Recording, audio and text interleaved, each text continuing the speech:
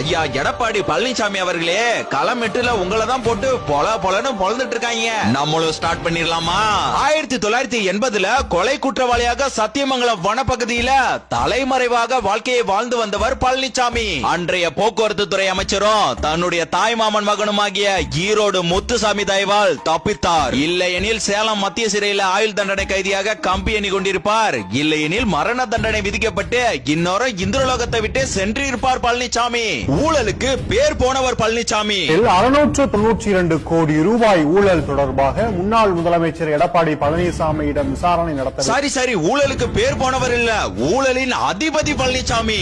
4800 கோடி ரூபாய் முறைகேடு நடைபெற்றதாகவும் இதுகுறித்து அப்போதைய முதலமைச்சர் எடப்பாடி பழனிசாமி மீது வழக்கு பதிவு செய்ய கோரி தவழ்ந்து தாவேக்காவிடம் கூட தவழ்ந்தவருங்க பழனிசாமி. கொடி பறக்குது,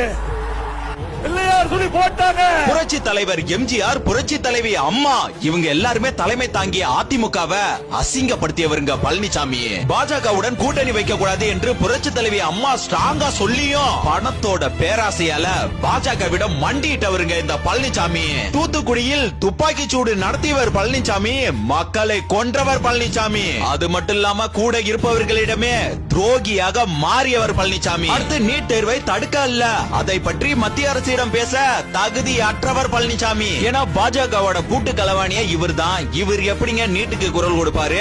தமிழ்நாட்டுல இந்தி மொழியை திணிக்க நினைப்பவர்களுக்கு உழைக்கும் கரமாக இருப்பவர் இந்த பழனிசாமி. தமிழ்நாட்டுக்கு தேவையில்லாத இந்த பால்சாமி ஜிஎஸ்டி பற்றி ஒரு நேரம் கூட சிந்திக்க மாட்டாரு. பார்ப்பதற்கு வெள்ள வேட்டி சட்டையுடன் பளபளப்பாக இருப்பார். ஆனால் போடும் வேஷம் எல்லாம் சினிமா நடிகர்களே தோத்துருவாங்க. தற்போது கூட மகளிர் தொகை மாதம் 2000 ரூபாய், ஆண் பெண் இருவருக்குமே ஃப்ரீ பஸ்னு வாக்குறுதி கொடுத்திருக்காருங்க.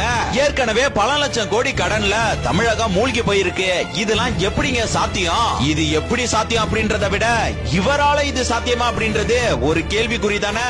விவசாய பெருங்குடி மக்களே, இவர் ஒரு விவசாயி என்று உங்களை ஏமாற்றி பார்க்கிறார். உங்களை நீங்களே ஏமாற்றி விடாதீர்கள். பிறகு நீங்கள் அல்ல, தமிழகமே ஏமாந்து போற நிலை ஏற்படும். நாட்டை காக்க, தமிழகத்தை மீட்க யோசித்து வாக்களியுங்கள்.